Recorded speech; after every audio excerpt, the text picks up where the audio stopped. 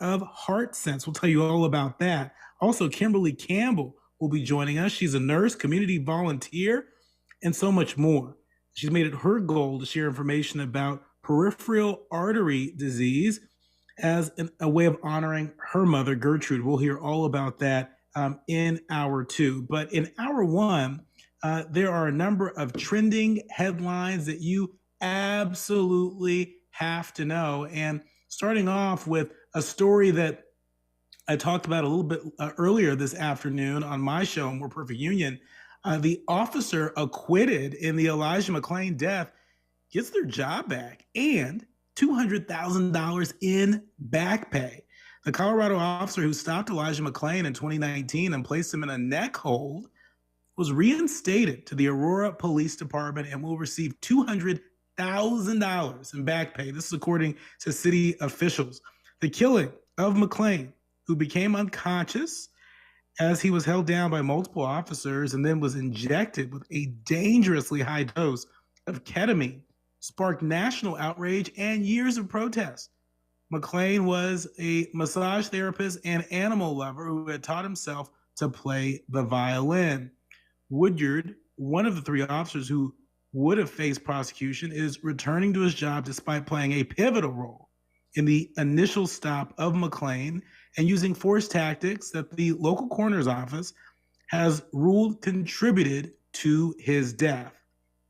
Now, according to the spokesperson for the city of Aurora, they said that Woodyard has elected to reintegrate with the APD and is currently on restricted duty, not in uniform, no public contact, and no enforcement actions, pending next steps in the reintegration process.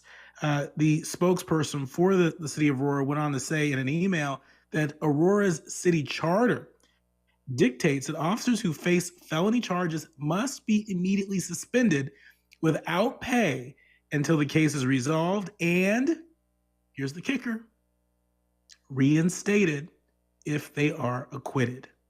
We're going to talk about that, unpack that when we come forward. In other headlines, a judge rejects efforts to dismiss the case against former DA charged in the Ahmaud Arbery killing aftermath. NBC News is reporting that a judge just yesterday refused to dismiss misconduct charges against a former Georgia prosecutor accused of hindering the investigation into the 2020 killing of Ahmaud Arbery.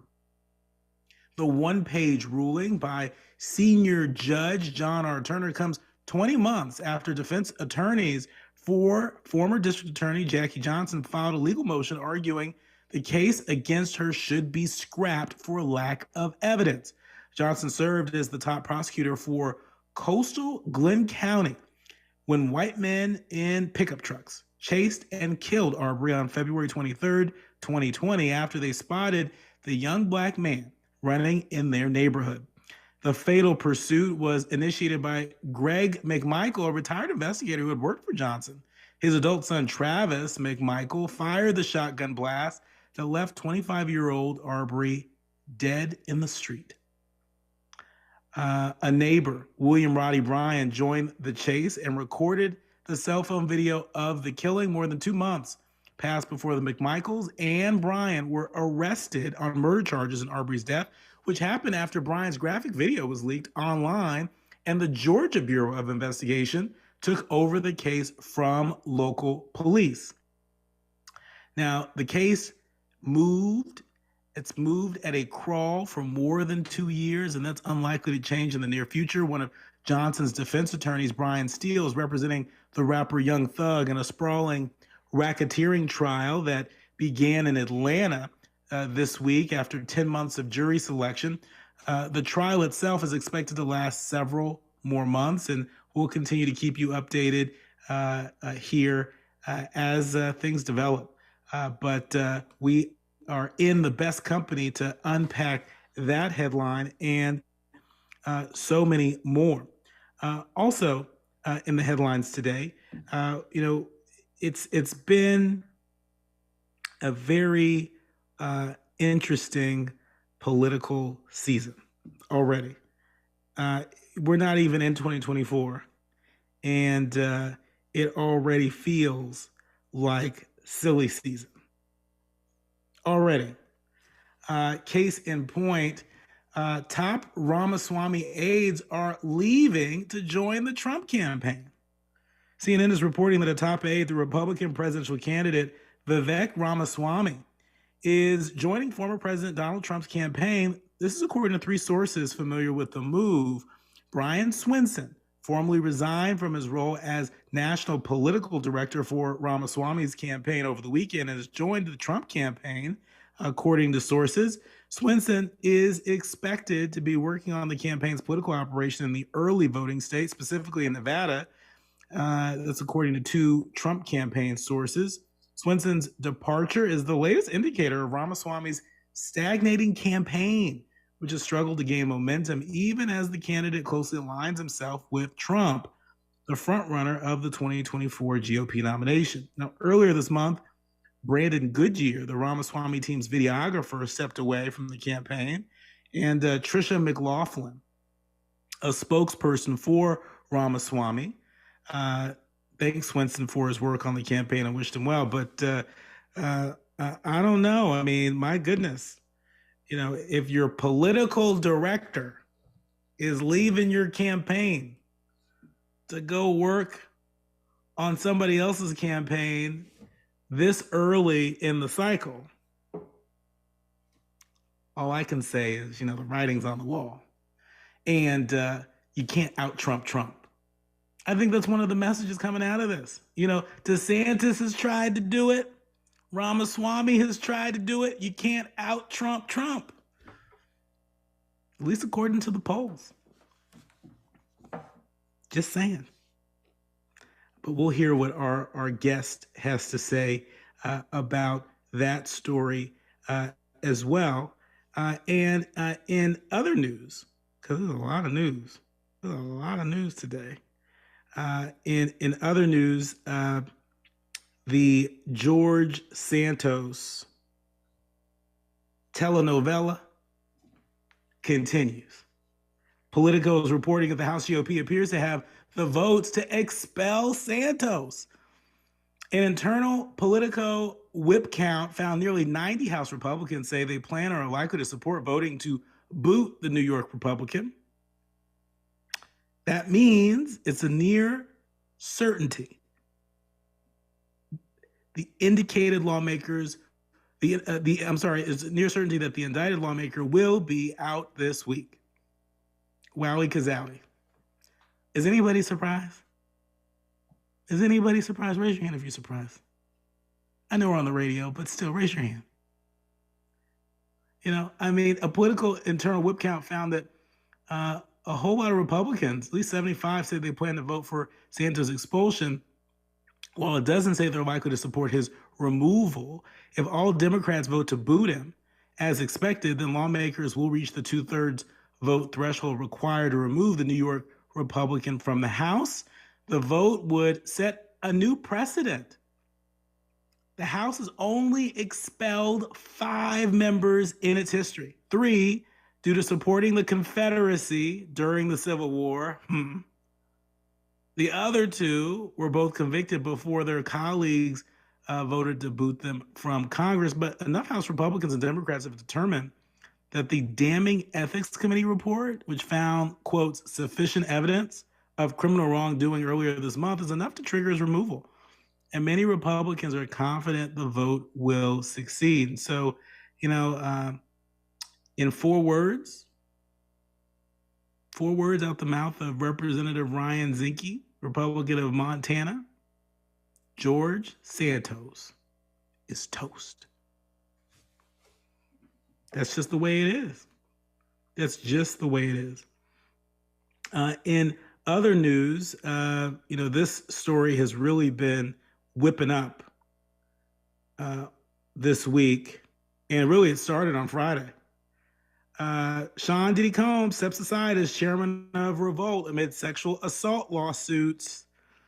In the wake of 3 lawsuits alleging sexual assault, Sean Diddy Combs is temporarily stepped aside as chairman of Revolt, the music-oriented television network he co-founded in 2013. Representatives for Combs confirmed the news to Vanity Fair. A statement posted to Revolt's Instagram page reads, in part, quotes, Sean Combs has stepped down from his position as chairman of Revolt. While Mr. Combs has previously had no operational or day-to-day role in the business, this decision helps to ensure that Revolt remains steadfastly focused on our mission to create meaningful content for the culture and amplify the voices of all Black people throughout the country and the African diaspora.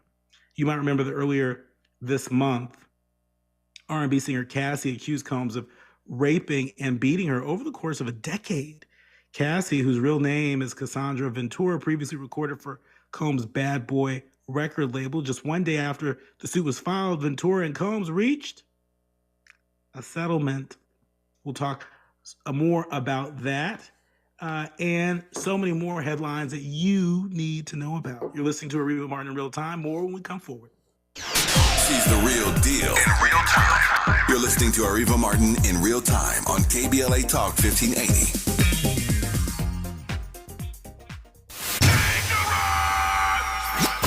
Environmental justice, pollution, and climate. In Los Angeles and across America, people of color are suffering and dying from disproportionate health impacts on a planet that has less than 10 years to prevent irreversible damage. Heat illnesses, respiratory illnesses, water-related illnesses, food system impacts, insect-related diseases, Black maternal health, and mental health effects. As the impacts of climate change mount, millions of vulnerable people, our people, are going to bear the brunt of these extreme environmental events, which will likely lead to forced displacement, loss of cultural identity, and other related risks. These realities are as real as rain. Stay tuned to KBLA Talk 1580 for more details about the most progressive multimedia and live events campaign any Black media outlet has ever undertaken to combat the climate catastrophe. Experts, events, empowerment. It's all on the way from unapologetically progressive KBLA Talk 1580. We don't black down. We level up. Level up, level up, level up, level up, level up, level up, level up, level up, level up, level up, level up, level up, level up, level up, level up. When you're young, life is full of choices. Don't let opioids like highly addictive and deadly fentanyl take away your life with just one wrong pill. Addiction is a disease that can affect anyone at any age. But there is a choice to get help for this disease. Find medically proven treatment options, including virtual, at choosemat.org. I'm getting vaccinated with Prevnar 20, a Pfizer vaccine. So am I, because I'm at risk for pneumococcal pneumonia. If you're 19 or older with chronic conditions like asthma, diabetes, COPD, or heart disease, or are 65 or older, you are at increased risk for pneumococcal pneumonia. Ask your doctor or pharmacist about Prevnar 20, pneumococcal 20-valent conjugate vaccine. It can help protect you against pneumococcal pneumonia in just one dose. Even if you've already been vaccinated with other pneumonia vaccines, Prevnar 20 may help provide added protection. Prevnar 20 is approved for adults to help prevent infections from 20 strains of the bacteria that cause pneumococcal pneumonia. Continued approval may depend on a supportive study. Don't get Prevnar 20 if you've had a severe allergic reaction to the vaccine or its ingredients. Adults with weakened immune systems may have a lower response to the vaccine. Side effects include pain and swelling at the injection site, fatigue, headache, muscle, and joint pain. For full prescribing information, please call 1-855-213-2138 or visit Prevnar20.com. The way we spend our time defines who we are. You're listening to Areva Martin in real time on KBLA Talk 1580. You're listening to Areva Martin in real time on KBLA Talk 1580. I'm Dr. Nicordelai Corte, filling in for Areva Martin today. And in the headlines today, you couldn't look away from this one. The Root is reporting that Black Lives Matter chapter co-founder explains why he endorses Donald Trump for president. Mark Fisher, the co-founder of Black Lives Matter Rhode Island, took to Fox and Friends to what the Root says pathetically endorse Donald Trump as president and share rhetoric about why Black folks are exiting the Democratic Party. According to Fisher's explanation to host Lawrence Jones on Tuesday, Democrats have crafted racist policies that work against Black folks. He said specifically, quotes, it's the duplicity of the Democrats, the hypocrisy, Fisher stated. He went on to say, we're not stupid. The brothers are not stupid. We understand when someone's for us and when someone's not, and it's obvious that the Democratic Party is not for us. The policies actually strike at the heart of the Black family and the nuclear family.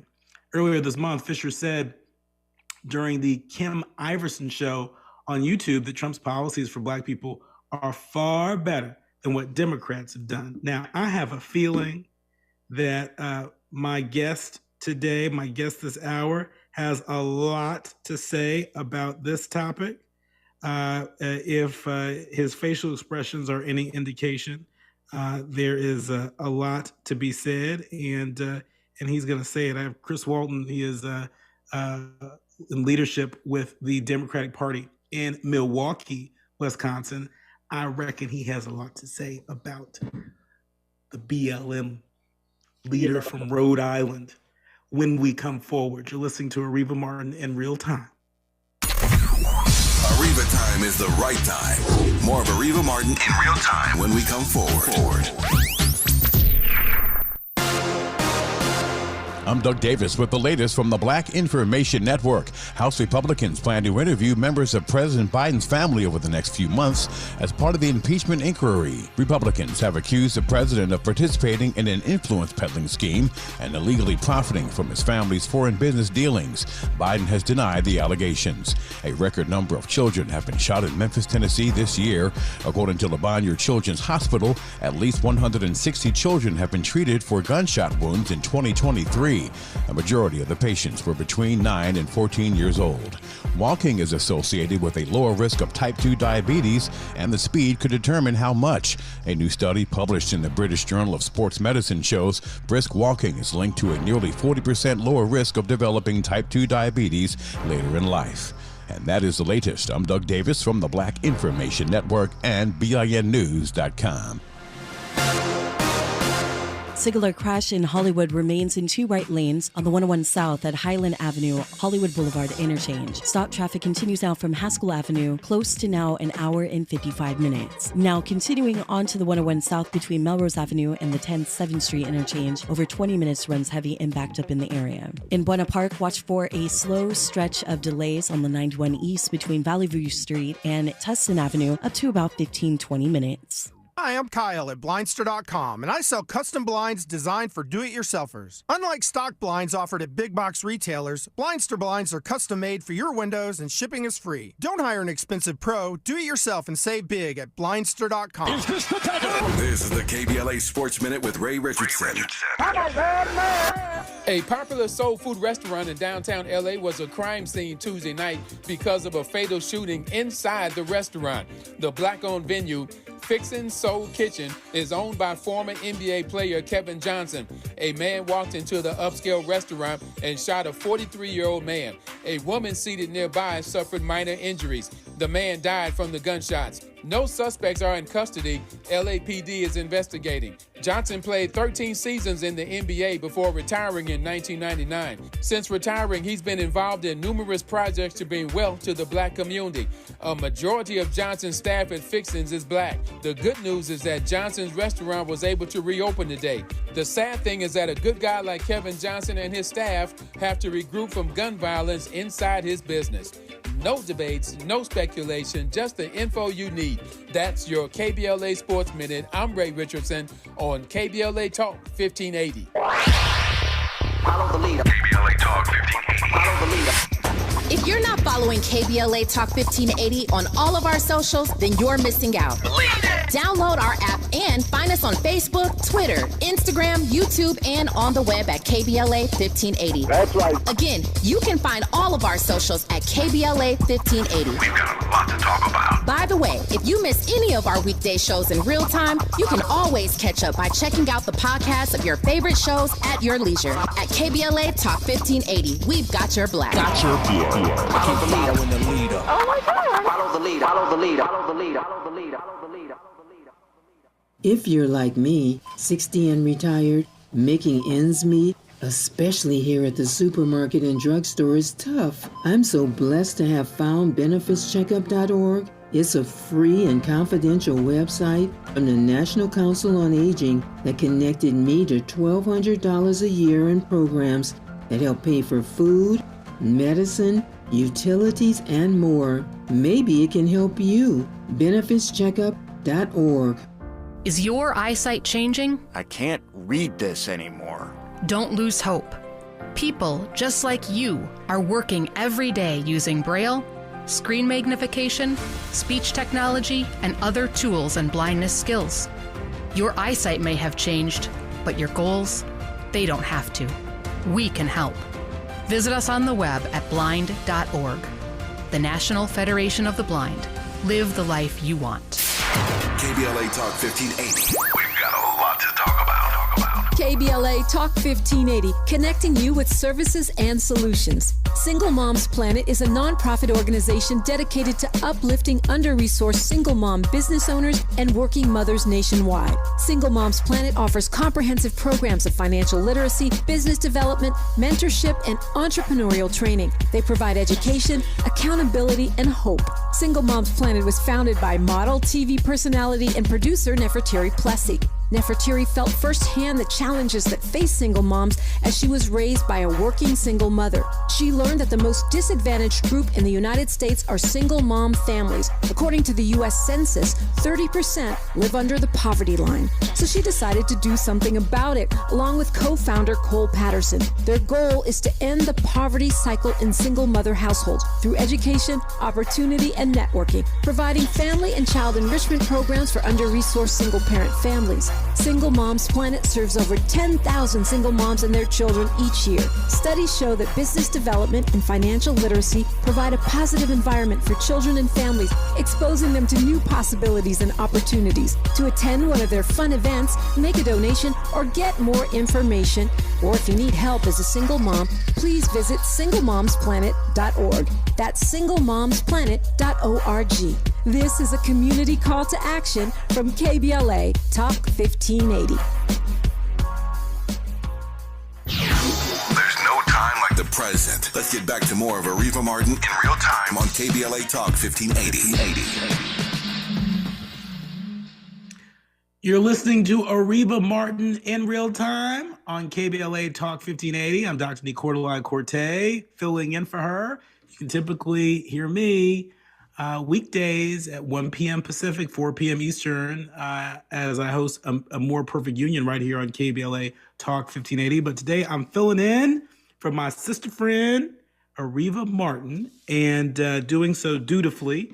And I'm in the best of company. I'm joined by Chris Walton, a leader from the Democratic Party in Milwaukee, Wisconsin, a very key state that the Biden-Harris administration is going to need in order to retain the White House.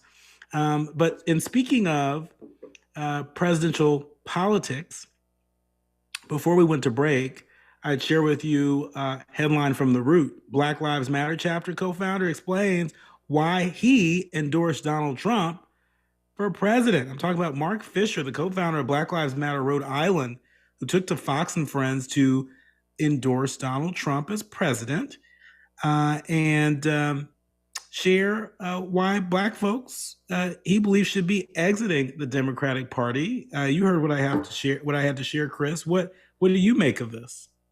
It's a crock, first and foremost. You look at this administration and you look at the previous administration, and they are two entirely different administrations. Thank God. Because this administration has put Black equity first and foremost in all of its policies. It has actually gone and tried to correct a lot of the wrongs that have been made. It has actually gone out and pushed more diversity into our judicial branches. Now we have a black person on the U.S. Supreme Court now. We haven't had one in a while. We have more black judges than ever that have been confirmed from a single president has been did y'all catch the shade there? He said we haven't had one in a while, referring to U.S. Supreme Court justice. Yes, watch the Clarence Thomas PBS documentary. I think you'll see what he's talking about. But please continue. We got and that just looking at his cabinet, looking at the administration, it is probably the blackest administration we've had, even including the Obama administration. Having a black president and not everybody else going down the line does not always mean you got the whole blackest administration. Vice President Harris, Secretary of Defense Austin, and so on. We have literally created the lowest black unemployment rate in the history of this nation. The black unemployment rate now has equaled and matched the white unemployment rate for the first time in quite some time. We have literally put billions of dollars into HBCUs around the country. Everybody, people like the gentleman like to say that the Trump administration, they put millions of dollars into HBCUs. That's great. That one HBCU got $1 million, but how about putting actual funding into the entire system, putting billions into HBCUs? So Chris, I've got to ask you. So give us a temperature check on the ground in Milwaukee, Wisconsin today. Are people feeling the progress made by the Biden-Harris administration? To your point, and you just went down a very short part of a very long laundry list of accomplishments, of achievements from this administration. Let some people tell it. You think that they didn't enter office in the midst of a global pandemic, in the midst of an economy that was cratering, in the midst of so much uncertainty. And, here we are 3 years later, and we don't have to wear masks. Right. There's no mask mandates, not even mask recommendations right now, right? Shots in arms, it's easy to get your COVID booster, right? As you mentioned, the unemployment rate is at a record low, right? These are indicators that we are better off collectively than we were 3 years ago. But are folks on the ground in Milwaukee, are they feeling it? The problem that we run into, especially inflation, was a bad situation. When you have the former administration literally had to shut the entire country down, and then we had to restart it. When you have to actually print money and just spend it really quickly to get this into the pockets because you can't put a cohesive policy together, that's a problem. When you just slam on the brakes like that. The economy that everybody is thinking that Trump had, this was the economy that President Obama and Vice President Biden put in place after their 8 years, in which he coasted on and then crashed. One thing you can always give Donald Trump credit for, he's going to take somebody else's credit and say he did it and then crash it and burn it and then say, oh, it wasn't my fault. We have the same situation. Right now, President Biden and Vice President Harris are doing everything they can to combat inflation. They've been doing it. Inflation now is down back to normal just about. We have the best inflation rates in the entire G7 of all the most richest nations in the world. But inflation is still a problem. We're not going to get back to those same prices we were at where gas was $1.99 because the whole economy isn't shut down right now. So on the ground, the people of Milwaukee, are you predicting that they're going to break for Biden-Harris, or are you feeling that support for the reelection of the president and vice president is soft in Milwaukee right now? I think when we actually get out here and start campaigning, we're going to win the city of Milwaukee. We're going to win Milwaukee County, and we're going to win the state of Wisconsin in the White House again. All right, y'all heard it first right here on Areva Martin in real time. We got a real prediction from Chris Walton, and he's the former chair of the Democratic Party there in Wisconsin, in Milwaukee, and he is making a pretty bold prediction. And so we're gonna stay on that. But what do you make of Vivek Ramaswamy? He kind of shot up in the polls a little bit, and he was dominating the headlines for a bit. He had a whole number of moments on the debate stage that suggested that He had a little bit more than 15 minutes of fame as a GOP presidential hopeful. And now his campaign seems to be meeting the same fate as the DeSantis campaign. It seems to be sputtering. The latest reports indicate that, he is losing staff to former President Donald Trump. Folks are getting in position, and it looks like that's the winning train, at least according to some of the folks that have left the Ramaswamy campaign. Are you surprised? No, not even close.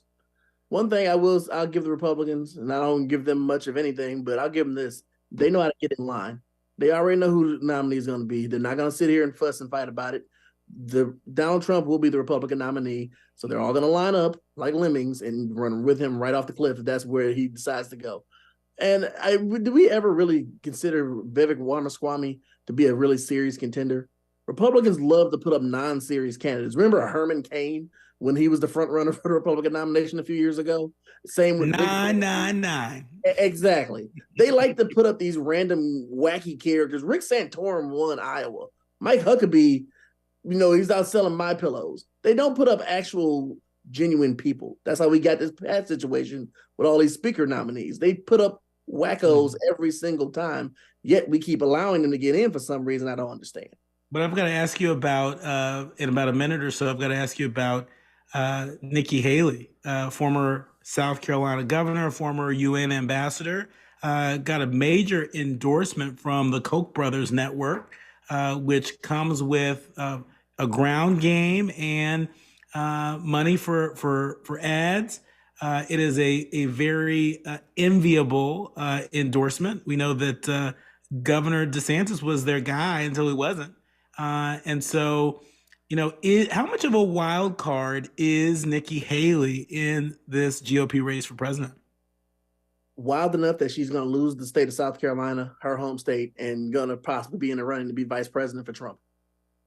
She's not going to actually, she may give him a bit of a shake, but she won't win. The party has decided Donald Trump is the party. He will be the nominee, and he'll be campaigning from a courtroom. So I can see her maybe being vice president, but she will not be the nominee. So she's not a serious candidate. But they can spend all the money they want to. I encourage them to spend every dime they got trying to win this primary, so that's one more dime we don't have to worry about contending with in the fall when we reelect President Biden and Vice President Harris. Well, I mean, look, you're just chock full of predictions. You're predicting a Trump Haley ticket, and you may not be wrong about that. You may not be wrong at all. We're talking to Christopher Walton, the former chair of the Democratic Party of Milwaukee County, Wisconsin, about today's trending headlines and political news. This is Areva Martin in real time. I'm Dr. Nicordelai Corte filling in. More when we come forward. She's the real deal in real time. You're listening to Areva Martin in real time on KBLA Talk 1580.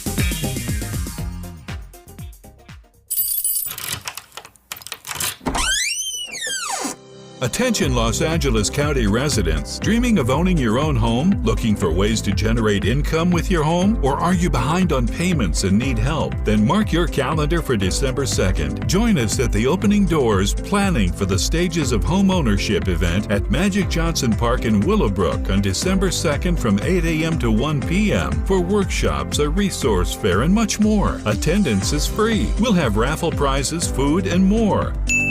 Dive into valuable resources designed to help you navigate the home ownership pipeline. To learn more or to register for the event, please visit our website, dcba.la/openingdoors. Again, that website is dcba.la/openingdoors. See you at Magic Johnson Park on December 2nd. Doors open at 8 a.m. for registration. This message is brought to you by LA County Department of Consumer and Business Affairs. Hello? I thought you were coming. I can't. I'm in bed with the flu. The flu? Whoa. Grandma's about to crowd surf. Man, I'll call you back. Don't get stuck at home with the flu. A flu shot is safe, effective, and you can get it at the same time as your COVID-19 vaccine. A flu shot is the best way to prevent the flu and its potentially serious complications. Don't get flu FOMO. Learn more at getmyflushot.org. Brought to you by the AMA, CDC, and the Ad Council. This open enrollment season, LA Care Covered is offering health plans starting at $0 a month. Each plan provides benefits including $0 preventive services, 24/7 telehealth services, around-the-clock nurse advice lines, walk-in minute clinics, and more. Shop and compare premium silver plans with $0 deductibles to help meet your health goals. Ready to shop? Visit us online at lacarecovered.org for a commitment-free instant quote or speak with us directly at 855-222-4239. LA Care Covered, your affordable path to wellness. KBLA Talk 1580. We've got a lot to talk about. KBLA Talk 1580 believes in community empowerment. LA's 99 neighborhood councils form the grassroots level of the Los Angeles city government. The system was created to connect LA's diverse communities to City Hall. While neighborhood council board members are volunteers, they are also public officials elected to office by the members of their community. Neighborhood councils advocate on issues like homelessness, housing, land use, emergency preparedness, public safety, parks, transportation, and sustainability. They also provide local expertise on the delivery of city services to their various communities. Neighborhood councils are open to participation by anyone who is a part of the fabric of daily life in said community. This includes those who live, work, or own property or a business. If you are interested in stepping up to join your local neighborhood council, visit www.empowerla.org. That's empowerla.org. It's time to think globally, but act locally. This is a community call to action from KBLA Talk 1580. The way we spend our time defines who we are. You're listening to Areva Martin in real time on KBLA Talk 1580. You're listening to Areva Martin in real time. I'm Dr. Nicolai Corte filling in for Areva Martin. I'm joined with Christopher Walton. He's the former chair of the Democratic Party of Milwaukee, Wisconsin. Thanks so much for sticking around and helping us attempt to make sense out of these trending political headlines. George Santos continues to be in the headlines. It's the telenovela that just won't end. Nearly 90 House Republicans say that they plan or are likely to support voting to expel George Santos from Congress. That means it's near certainty that the indicted lawmaker will be out this week. And so we've been talking a lot about what's happening on the Republican side of the aisle today. We were talking about the BLM chapter leader in Rhode Island that endorsed Trump. We were talking about the top aide from the Vivek Ramaswamy presidential campaign that, threw deuces and went over to the Trump campaign. And now we have this George Santos scandal that may result in a rare expulsion from the House of Representatives. Why is it that, you've got, all of these inconvenient truths and, all of these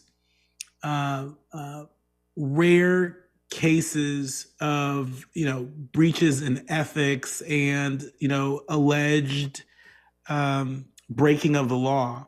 And how come none of it really sticks? I mean, the Republicans, everywhere you turn, the House of Representatives, presidential hopefuls, you see so many examples of misconduct and alleged misconduct. How come Democrats aren't able to string together a coherent story that sticks in the zeitgeist, that sticks in the minds of the American people across the political spectrum? Well, because they expect us to spend that time hitting the Republicans. No matter, they can see the stories. Donald Trump has 91 felony indictment counts. George Santos, his name is literally synonymous now with lying. He's pushed Jesse Smollett out the radar on that one. Like, they're crooks. They're corrupt. They are literally going after every single thing to take your rights away from you. And still, what does the opposite side look like? Yeah, this side's on fire, but this side is quiet because we're actually governing. We're being the adults in the room. Sometimes you can't always be the adult in the room. Sometimes you got to get in there and fight. You got to get in there and throw some hands. You got to throw the mud on it when they're on there.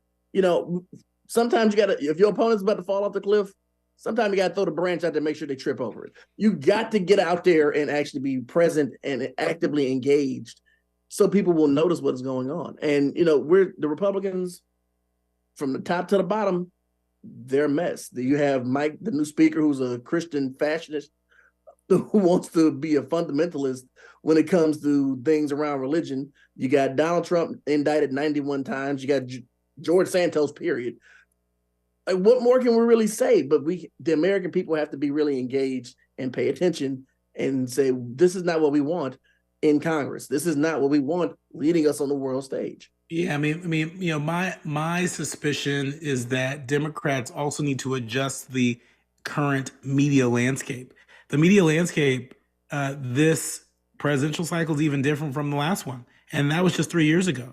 You know, it's astonishingly different from when Obama was running, and even when Hillary Clinton was running. And so, I think, you know, the attention economy, if you will, has grown exponentially.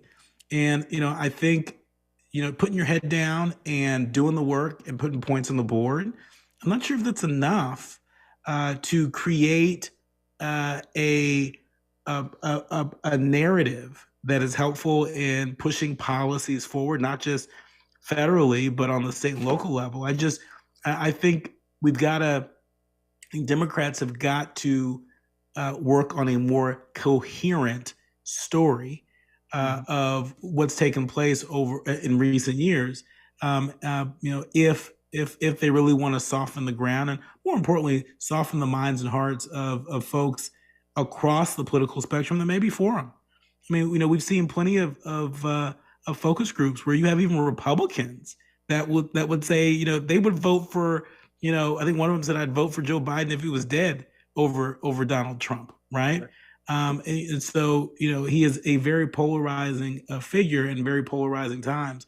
And speaking of polarizing times, I'd be remiss if I didn't mention these last two stories that I think say something about the state of police reform in this country, the state of relationships between community and law enforcement. And there are two cases that we've talked about, how the officer involved with the Elijah McClain death in Colorado, that they've been acquitted, and they're getting ready to go back to work, and they're getting over $200,000 in back pay.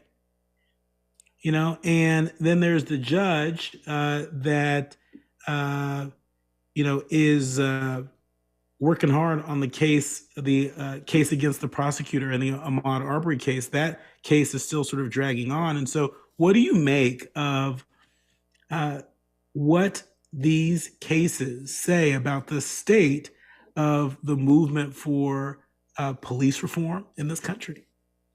I think it's really sad that, you know, this man is literally getting ready to go back to work. Looking at the preponderance of evidence, honestly, I think he should be getting ready to go to jail. But a jury of his peers made that decision. Whatever that decision is, whether I disagree or not. The problem that we run into, and this is actually something I talked about when I ran for the Wisconsin State Assembly, and, you know, we have cops who are doing these things and they get fired from one department and they just move to the next city and become a police officer there. If you get convicted of something like this, you shouldn't be allowed to be a police officer anywhere. This attorney, this prosecutor down in Georgia, who was literally trying to just paper it over, it's nothing. No, you're done. And I'm glad that they dismissed it out of hand. Like, no, we're not going to dismiss these charges. You did what you did. You're going to be held responsible for that. That's a good progress step. As for the situation with Elijah McClain, I don't think that man should be a police officer anymore. He has shown himself incapable of handling the public's trust. But, you know, here we are. The president is making a visit to Colorado today, if I remember correctly. And earlier today, I had Colorado State Representative Leslie Herod on my show, More Perfect Union, and she was talking about how, because of this case and so many examples, of misconduct with law enforcement in Colorado, that they were able to pass an omnibus bill in the Colorado State Legislature that included pattern and practice investigations, that included qualified immunity, which we don't have federally, and protections, in so many different areas. Also, ketamine, which Elijah was injected with, that's now illegal. Chokeholds are now illegal in Colorado. And so one of the points that she made is that it's not retroactive. And if it was retroactive, maybe the outcome of this could have been different. But moving forward, she wanted to make the case that Elijah's life was not in vain.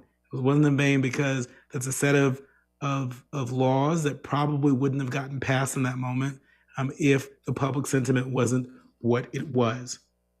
And they, even on a federal level, we tried to pass, the George Floyd Criminal Justice Act, and the Republicans stood in the way, and they would not compromise on issues, including qualified immunity. And so we ran into the situation where President Biden was able to actually issue an executive order putting some of these things in place. But we need that actual law put and passed through Congress so that it goes through to every single state and not just do it piecemeal state by state. But I'm glad they were able to pass that in Colorado, and hopefully we can prevent future situations like Elijah McClain. That's right. And I still believe it's going to require us telling a more compelling story. Democrats just can't hit the campaign trail and say, well, we signed, the president signed an executive order. No, people sent folks to Washington to deliver on police reform. And the fact that, Senators Joe Manchin and Kirsten Sinema would let me do it, I don't know if that dog's going to hunt. And so we're going to have to leave it there. But my thanks to our friend Christopher Walton. He is the